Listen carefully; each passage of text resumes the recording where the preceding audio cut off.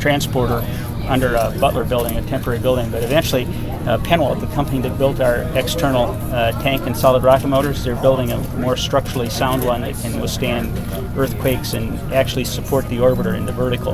And when they raise enough funds, they're going to mount it that way, and that'll be pretty cool. But Atlantis, they captured my vision for it perfectly. I mean, it looks like it's in space, and you get so close, you can almost touch it, and you just see every angle on it. And just what an amazing vehicle for 30 years. How much of the flight deck is still intact on Atlantis? Oh, it's intact.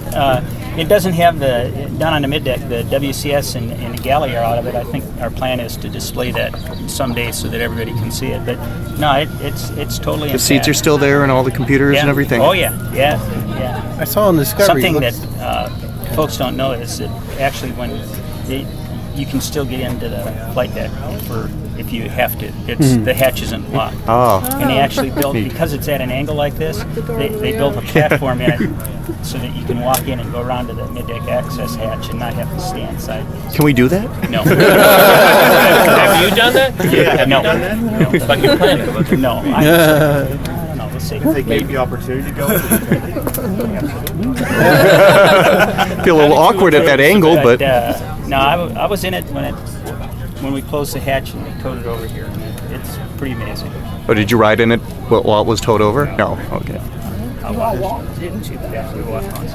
noticed what else you got? I noticed on Discovery, it looks like there's a lot of the tiles been replaced. Did they do that at the end of the flight, or is that just still like all the vehicles? When they landed, the tiles are as they were after it landed. All the vehicles, you'll see newer tiles on them, and that's just because when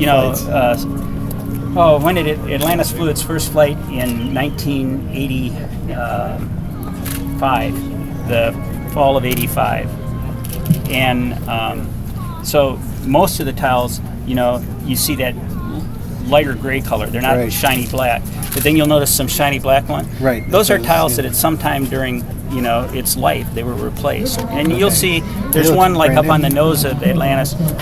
Atlantis came back from its last flight. It was really clean. There were very few dings on the tiles, but had it flown again, there at least were some tiles that required a repair before it flew again, if not replacement. So the blacker tiles are the newer ones that have been replaced because of damage at some time during its life. Very cool. I teach 6th graders, and they love the scary.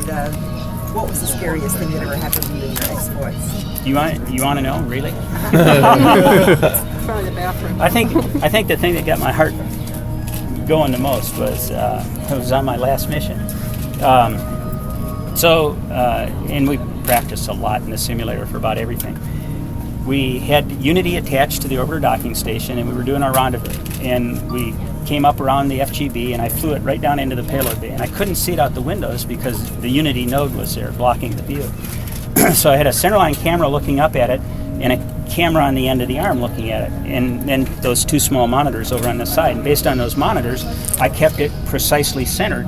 And we had to get over a Russian ground station for them to know that the FGV was in free drift, that its system wasn't controlling it, because you didn't want to grab onto it and have it fight the arm and break the arm. So we couldn't grab it until we got over a Russian ground site. So we were waiting for that to happen. And while we were waiting, it's the orbiter, you can fly it in 6 degrees of freedom. You got a rotational hand controller that does yaw, pitch, and roll, and a translational one that goes in, out, left, right, up, down, that does translations. And it's really hard to fly 6 degrees of freedom at once, so we programmed the autopilot to maintain the attitude, and then all we have to worry about are the translations. So it hit what's called a dead band. So if you got a band where as long as it drifts in there, it's okay. When it hits the edge of it, it fires the jets to center things back up. And it hit the dead band in the autopilot, and when it did that, the jets fire, and it wasn't a pure rotation. The rotation couples into a translation. And all of a sudden, this 45,000-pound mass is coming into the payload bay and toward the arm. And so I started firing the thrusters to move away from it, and nothing happened.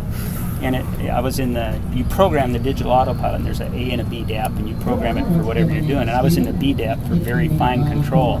And very quickly I hit the A DAP and got more control power and was able to back away from it and then back in and get everything all stable again. But for a while there, it got really quiet in the cockpit. And I had one of my mission specialists, Jim Newman, PhD physicist, really smart guy, used to train astronauts in rendezvous and proximity operations, wrote the program for the laptop computer on, we called it RPOP, Rendezvous Proximity Operations Program.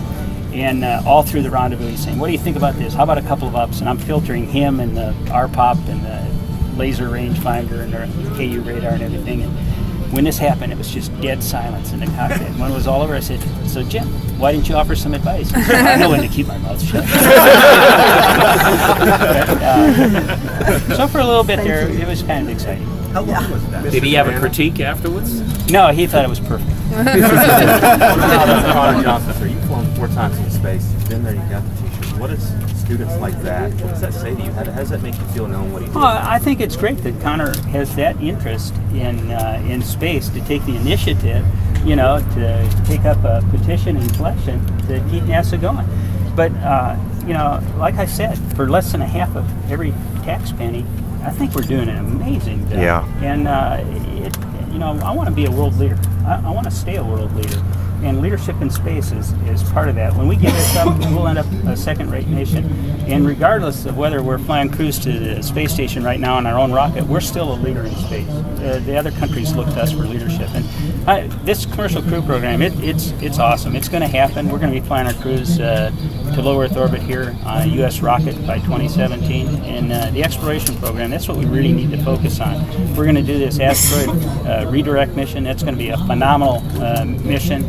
We're going to have Orion flying this year, and we'll get that big rocket flying here pretty soon, and then we're going to go exploring. And my only regret is I'm too old to probably get to do that. But you always question, were you born too soon or too late? It would have been neat to be an Apollo astronaut, it'd be neat to go to the moon. But the bottom line is, everybody was born at just the right time for them, and I wouldn't trade the things I've done for anything.